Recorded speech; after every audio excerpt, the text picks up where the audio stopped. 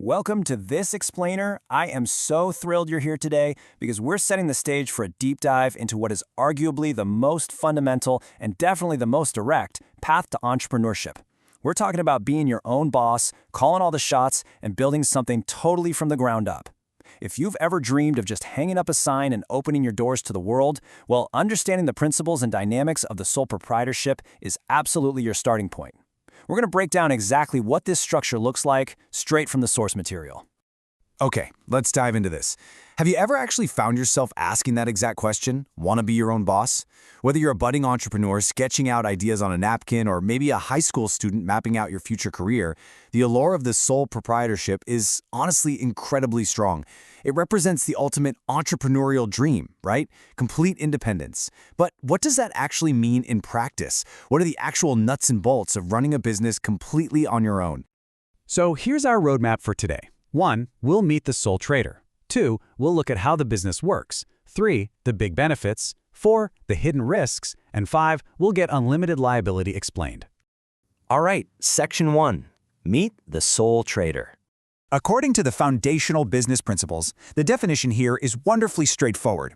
A sole trader, or a proprietorship, is simply a business that is owned and managed by one person. That's really the core of it all. The big theme here is just one. Literally, one person handles absolutely everything. We're talking about all the daily activities of the business, all its internal processes, and every single decision that needs to be made. There's no board of directors to consult, no voting, no partners. It is just you at the helm. Let's anchor this concept in reality for a second. What kind of businesses are we actually talking about here? Well, the source specifically points out that this model is highly suitable for service businesses. Some ideal examples would be doctors, hairdressers, electricians, and lawyers.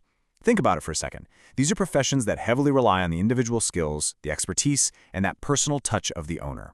You know, when you go to a hairdresser, you're going for that specific person's skill.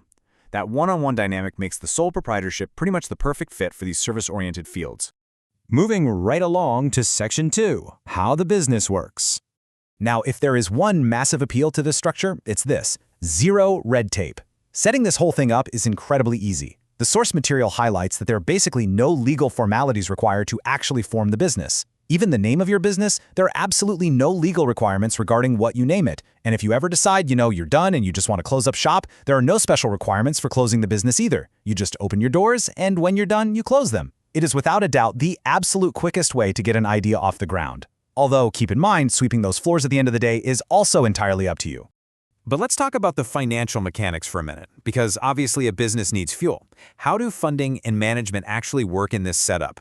Well, the owner provides the capital. That means you are funding this out of your own personal savings, or you're the one walking into the bank to borrow the money.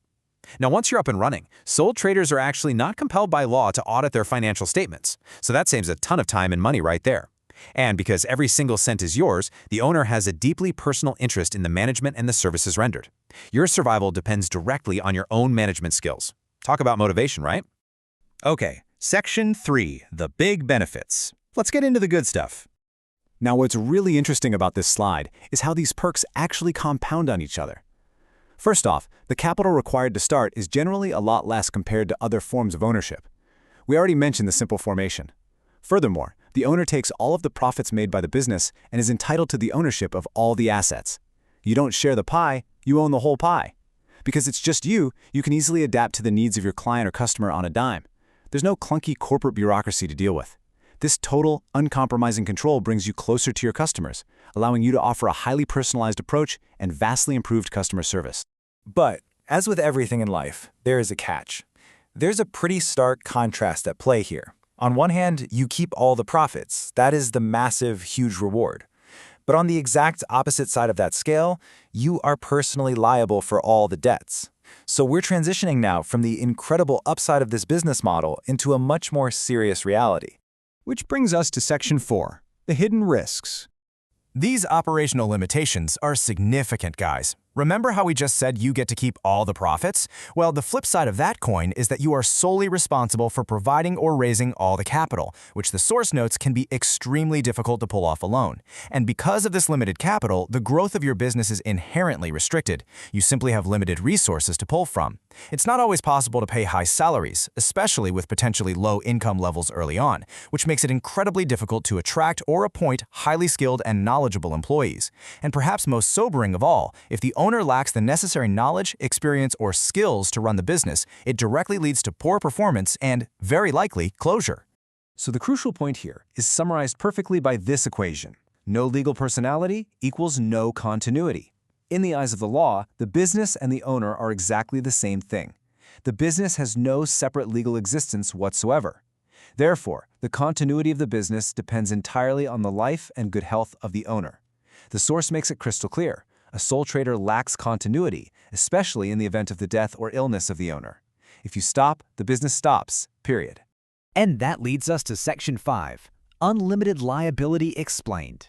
We really have to ask a scary but totally necessary question here. What happens if the business fails?